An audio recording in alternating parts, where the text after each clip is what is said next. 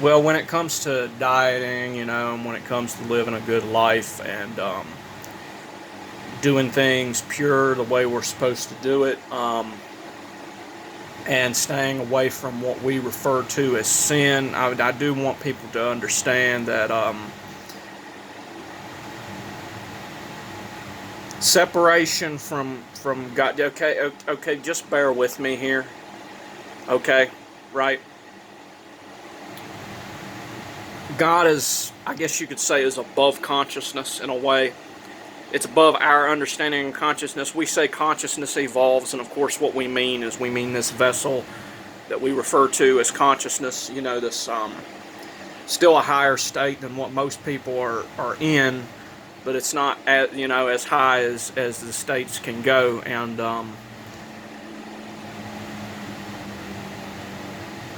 you know, when it comes to my problems, and overeating and all kinds of problems like that, I think a surprising amount of that,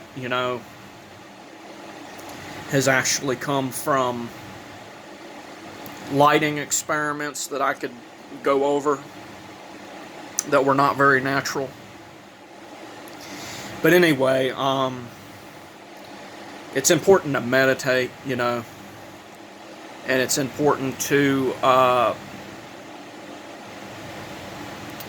your consciousness. You got to be at a certain.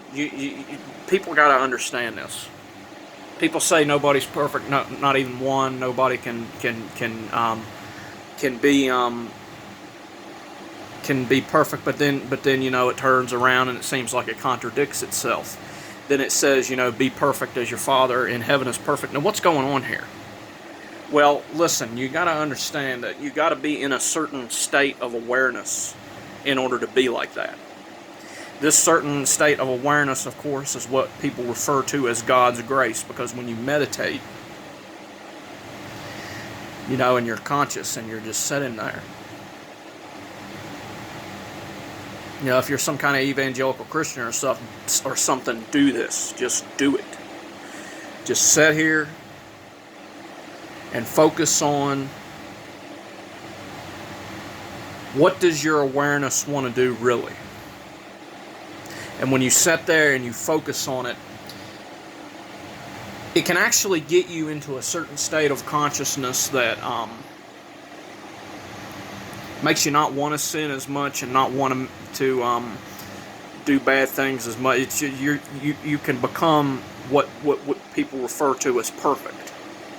What the Bible refers to as perfect in all of its ways. The Bible talks about Moses being perfect, or Noah being perfect, right? And Jesus being perfect, and I know he's idolized and whatnot, but you have to study this stuff at a fundamental level. And I was because of my consciousness, I was wearing these purple glasses, and I can show you a example of that. I was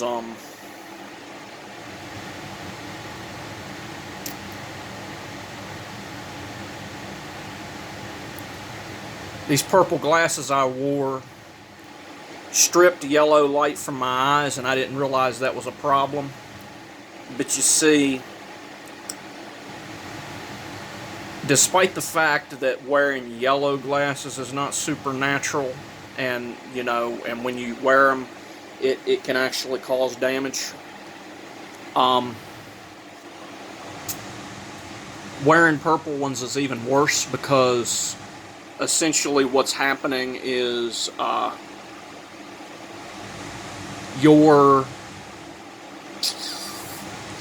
you're seeing a lot more red and blue light than what your eyes are designed to see.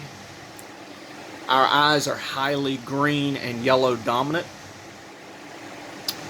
And even though we can still see green and yellow really good with these glasses on, it blocks a considerable amount of it. Because of how sensitive our eyes are, we don't realize how much of this light that it actually blocks, and it actually made me quite depressed for a while, and it made me more prone to eating certain foods that I wouldn't normally eat. Another problem with my diet is I love to stay up late for some reason. I guess a big reason for that is because of the this new number system thing I've gotten into that I need to start taking breaks from. Combine that with the fact that I watched a creepy video last night talking about, the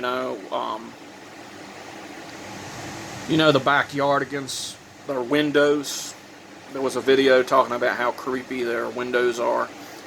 And even though there was no actual threat, your brain doesn't know there's no threat. And so I stayed up till 3-ish in the morning, went to bed, got up at 1 o'clock, and there you go.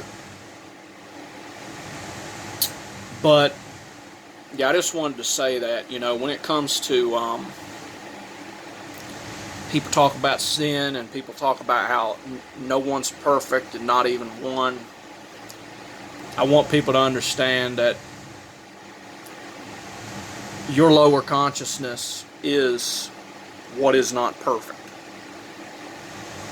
The higher consciousness, which is the grace of God that people talk about, that is perfect.